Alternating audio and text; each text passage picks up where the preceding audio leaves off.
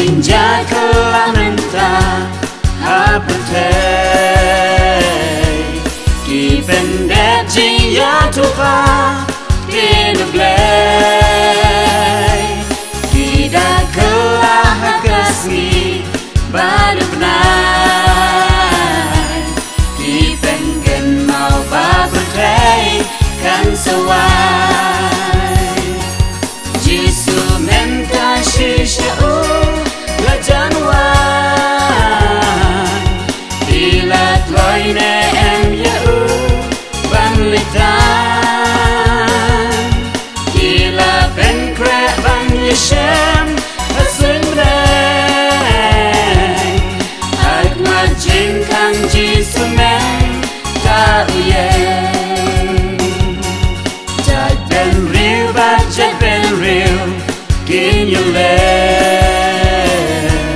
Kahima but kahima Kin you let Ukun Persha yahupa Un you let Kakun Persha yagakmi Kan you let Jisu menta shishau Lajanwan Ilat loine em yau Banlitan Ila ben kre ban yeshem Asin bnei Ak majin kang jisu men Ta uyen Jisu uang pinyos ngau Yagit ma Siapang sipon kijing Nagit ma Henry piwats ngau puslay Yagita Namal kade yagita Baging jam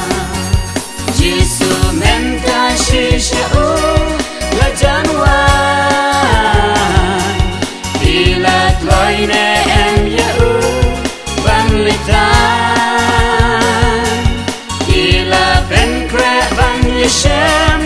Asin bnei Ak majin kang jisu men Ta uyen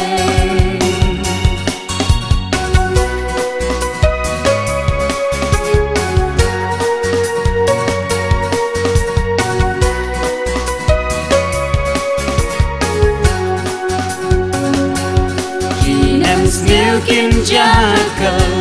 leng protay Ki jing yap tem ki bakra ba shakay Jing kem nyo ju mai hakal leng jaka Ken ray ba good ong ku try kam paja Jisu menta shishau Lajanwan Ilat loine em yau Banlitan Ila ben kre ban yeshem Asin bnei Ak majin kang jisu men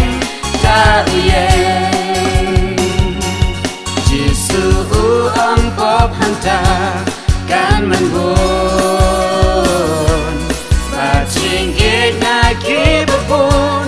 Kan mengkria Gospel on ya labang long Kajutla Anda kunta keng jaba Kut kenja Jisu menta shishau